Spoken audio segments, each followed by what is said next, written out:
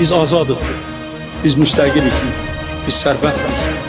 Biz heç kəsdən asılı deyilik. Biz özümüz öz talihimizin sahibiyik.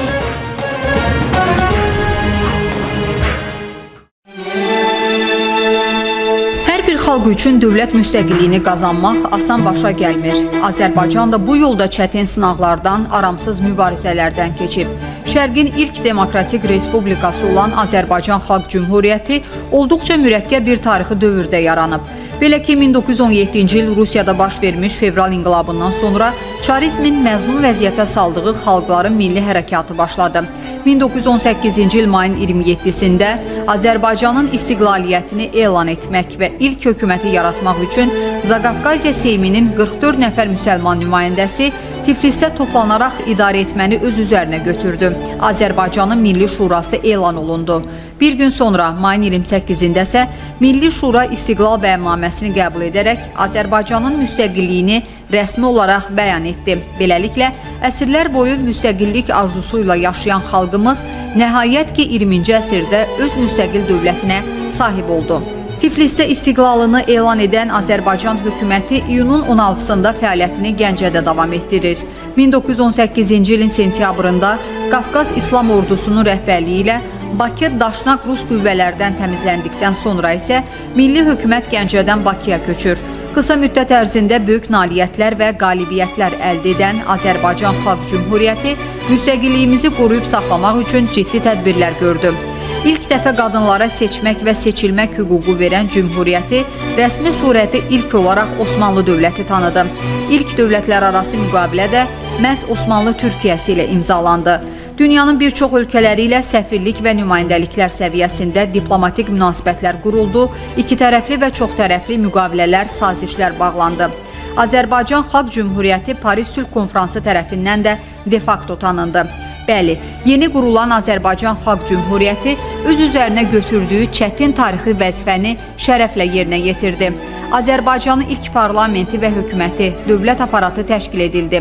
Ölkənin sərhədləri müəyyənləşdirildi. Bayrağı, himni və gerbi qəbul edildi.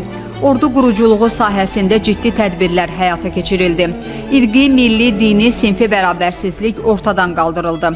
Ana dilinin dövlət dili elan olunması, ölkədə ilk universitetin təsisi, təhsilin milliləşdirilməsi də Azərbaycan Xalq Cümhuriyyətinin adı ilə bağlıdır. Təəssüf ki, əldə olunan uğurlar çox çəkmədi. 1920-ci il aprelin 27-sində 11-ci Qırmızı Ordunun qabaqcadan hazırlanmış hərbi müdaxilə planına uyğun olaraq Bakıya daxil olması nəticəsində zəngin dövlət quruculuğu təcrübəsi ilə milli dövlətçilik tarixində dərin iz buraxan Azərbaycan Xalq Cümhuriyyəti süqut etdi. Lakin xalqımızın müstəqillik arzusu heç zaman sönmədi. Addım-addım inadla müstəqilliyə doğru irəlilədik. 1920-ci ildə enən üç rəngli bayraq 70 ildən sonra 1990-cı il noyabrın 17-sində Naxçıvanda dalğalandırıldı. Naxçıvan Muxtar Respublikasının devlət bayrağı qəbul olunsun və devlət bayrağı Azərbaycan Demokratik Respublikasının üç rəngli bayrağı Naxçıvan Muxtar Respublikasının devlət bayrağı kimi qəbul olunsun. Naxçıvan Muxtar Respublikasının devlət bayrağı qəbul olundu.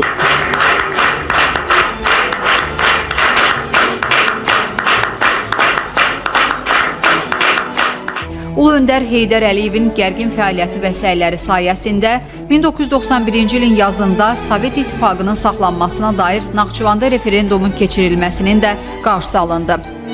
1920-ci ildə endirilən bizim üç rəngli bayrağımızı yenidən 70 il sonra Heydər Əliyev Naxçıvanda qaldı. Gücün varsa bayraq da həmişə yüksəklərdə olacaq. Vəsatət qaldırıldı Azərbaycan Ali Soveti qarşısında ki, onlar da eyni addımı atsınlar. Eləmədilər. Çünki qorxurdular. O ailə Sovet İttifaqı dağılmamışdı. Qorxurdular ki, Moskvadan bunları tənbih edəcək. Beləliklə 1991-ci il oktyabrın 18-də Azərbaycan Ali Sovetində dövlət müstəqilliyi haqqında Konstitusiya aktının qəbulu ilə xalq uzun illərdən bəri həsrətində olduğu azadlığına qovuşdu. Öz müstəqilliyini əbədi olaraq bərpa etdi. əbəs yerə deyilmir. Müstəqilliyi əldə etmək nə qədər çətindirsə, onu qoruyub saxlamaq da bir o qədər mürəkkəb və ağır prosesdir. Həmin dövrdə bir tərəfdən daxildə gedən siyasi çəkişmələr, hakimiyyət uğrunda mübarizə, digər tərəfdənsə torpaqlarımızın bir hissəsinin erməni qəsbkarları tərəfindən işğal olunması müstəqilliyimizi sual altına qoymuşdu. Lakin böyük siyasi təcrübəyə malik olan Ulu Öndər Heydər Əliyevin 1993-cü ilin iyunun 15-də hakimiyyətə qayıdışı ilə ölkədə təhlükə sovuşdu. 20-ci əsrin sonlarında yenidən müstəqilliyinə qovuşan Azərbaycan sürətli inkişaf yoluna qədəm qoyaraq öz suverenliyini qoruyub saxlamağı bacardı. Biz azadıq, biz müstəqilik, biz sərbəstdik. Biz heç kəsdən asılı deyilik. Biz özümüz öz taleyimizin sahibiyik. Bundan sonra Azərbaycan heç kəsdən asılı olmayacaqdır. Heç kəsin vassalı olmayacaqdır. Ancaq özü öz taleyini hər gün həll edəcək və öz gələcəyini həll edəcəkdir. Müstəqil, sərbəst olacaqdır həmişə.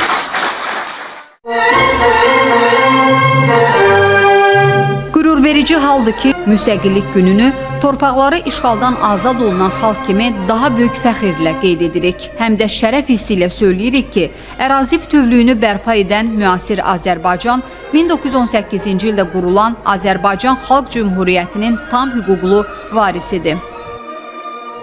Biz Azərbaycan Xalq Cümhuriyyətinin qurucularının arzularını reallığa çevirdik. Biz elə bir dövlət qurduq ki, hər bir Azərbaycan vətəndaşı, əminəm ki, hər bir Azərbaycanlı bu dövlətlə fəxr edir.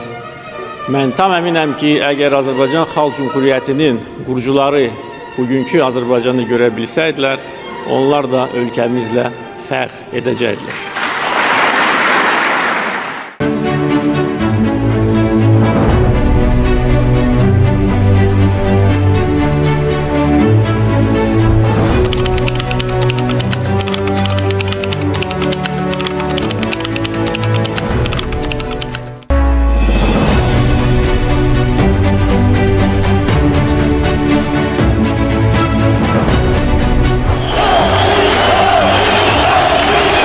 Mən bu dəstəyi hiss edirəm, onu görürəm, ona arxalanıram və xalqın dəstəyi ilə Heydər Əliyevin siyasətini davam etdirəcəm.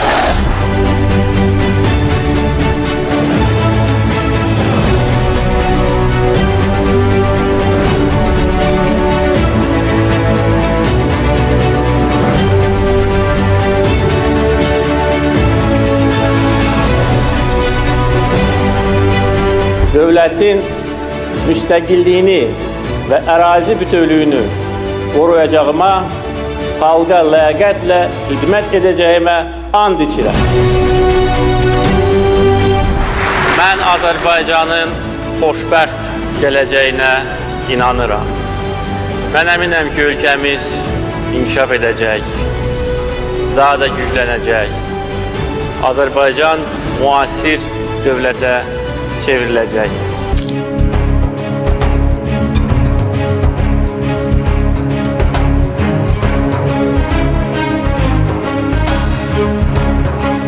Xoşbəxtəm ki, mən rəhmətli atamla bərabər müqəddəs Kabənin içində dualar etmişəm. Və etdiyim duaların arasında birinci duam torpaqlarımızın işğaldan azad edilməsi idi.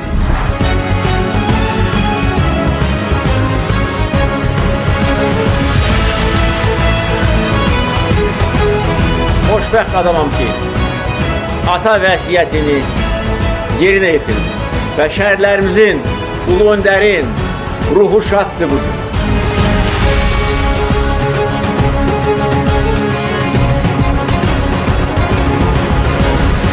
Kriminal rejimin ünsürlərini, başda duranlarını ittiham eləmişik və onları məsuliyyətə biz cəlb edirik və edəcəyik.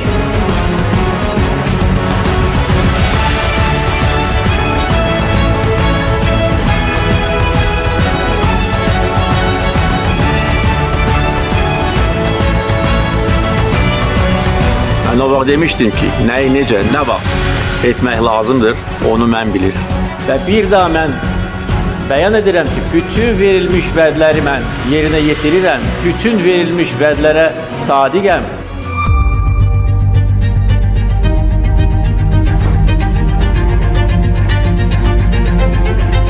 O vaxt doğma xalqıma müraciət edərək söz vermişdim ki, Azərbaycan xalqının və Azərbaycan dövlətinin milli maraqlarını müdafiə edəcəyəm, Azərbaycanın ərazi bütövlüyünü qoruyacağım.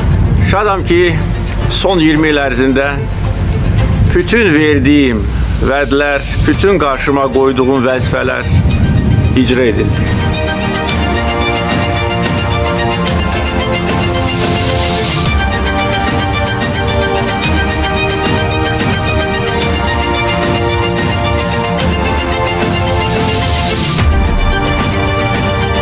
Bu torpaqlarda Azərbaycan bayrağı əbədi dalğalanacaq.